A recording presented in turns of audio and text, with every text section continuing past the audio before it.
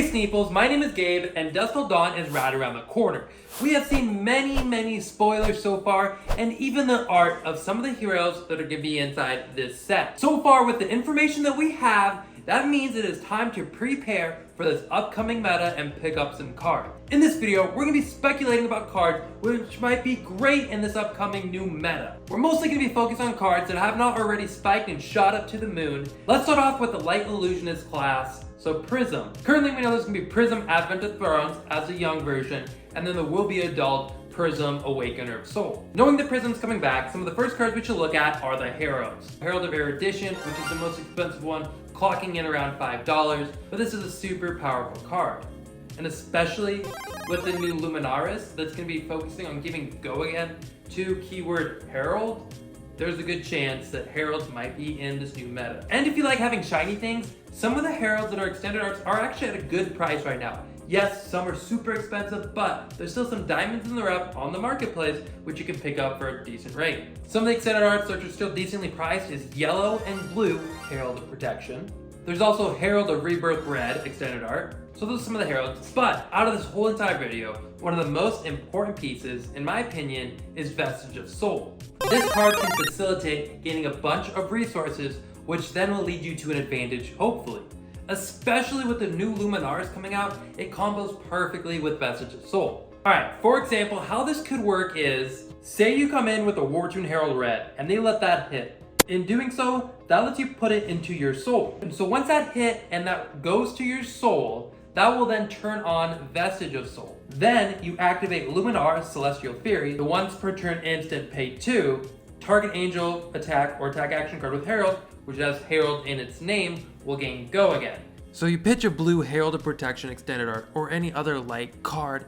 This will then give you Vestige of Soul's ability to gain an additional resource. And now that Herald has go again, you'll have 2 resources remaining, so then you can come in with another big attack, say even your Herald of Erudition, give it Dominate, and hopefully get that hit trigger to go through. If you're playing Prism and the new Luminaris, having the ability of Vestige of Soul out there to trigger with you Luminaris, or however you go about things, will give you a huge advantage, and it just will be the play. So Vestige of Soul might be one of the best pickups right now due to the price is still very low compared to Phantasmal Footsteps or even Carrion Husk or other Monarch legendary staples. And this might be the staple in the new Prism list if you're trying to gain that advantage. Tome of Divinity is another card you might want to look at picking up now because it's still fairly cheap. And if you're playing Vestige of Soul, this works perfectly with that play pattern. Back in the day, Prism was able to put out 2 auras during a Tome of Divinity turn. But now, maybe it's 2 auras, maybe it's 2 angels, maybe it's 1 and 1. Tome of Divinity is a card that can lead to crazy play patterns and help you with more card advantage while you have your Vestige of Soul to gain resource advantage. That's its advantage. If you're really looking to spend a good chunk of change and you really want to play Prism, the Great Library Solana might be a pickup for you.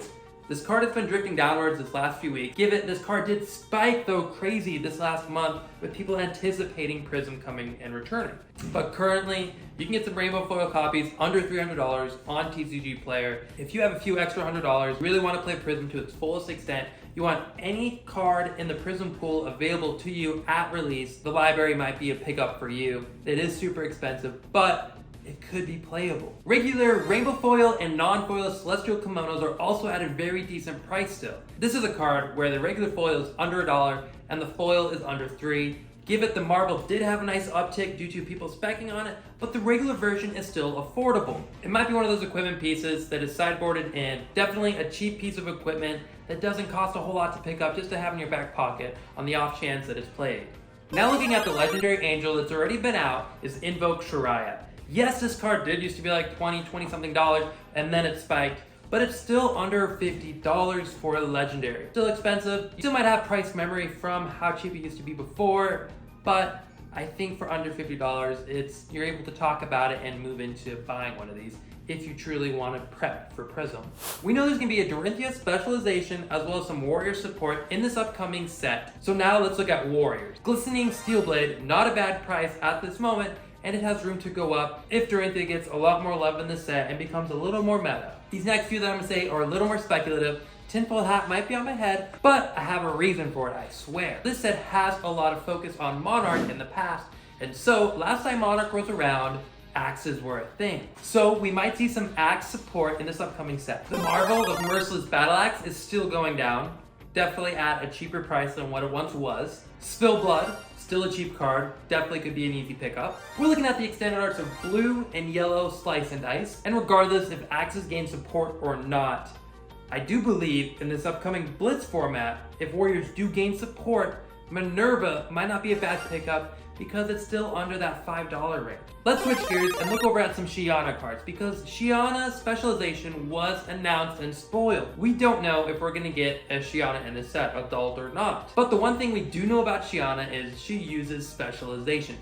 Everyone's specializations. Some of those specializations are like Crippling Crush, Alpha Rampage, and what card that's a generic that goes very well with Crippling Crush and Alpha Rampage in the same deck? You guessed it, Rouse the Ancients.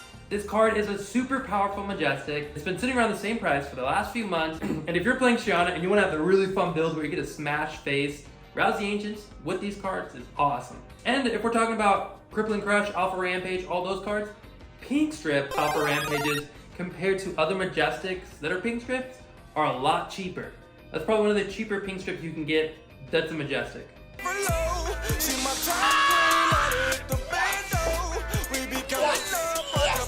The Trap Queen. Buzzsaw and Collapsing Trap, still super cheap. You only need one of each. Great pickup because you just want to trap people. It's a specialization. You're throwing it in Shiana's deck. She's a Trap Queen. Some other super powerful cards that Shiana uses that are specializations that have been around the same price point for a long time is Techno Core and Microprocessor. Those can add that extra oomph to your deck to keep it chugging. Shadow, Runeblade, these things are going to be this new set. We know Vincent is going to be a hero. So what cards are going to go great with that? Let's look. We know with Vincent's weapon, Life Loss is a new mechanic that's coming to the game. So some cards that are at a decent price that involve Life Loss. The Alpha Pink Strip, Scar for Scar, still affordable to pick up your playset without breaking the bank, as well as Alpha Life for Life. These cards do involve with Life Loss, and they're kind of a flex and pretty cool. Great pickups. We know Runegate is going to be a big deal in this upcoming set. The extended art, Runechant Incantations are still at an affordable price. We see Dimensional Crossroads still being fairly cheap. We know Vincent was looking at gateways, so that could have some correlation. Dimensional Crossroads didn't necessarily see play in the beginning of Monarch, but maybe it's time for it now. These are the cards that I think are a decent pickup right now. Last time around we did a video like this. Eric was the person that did this. He helped me a lot with this video. So I just want to say thank you. Big shout out to Eric. Other than that though, thank you so much for watching. Don't forget to like, subscribe, do all that jazz. I'll see you in the next one.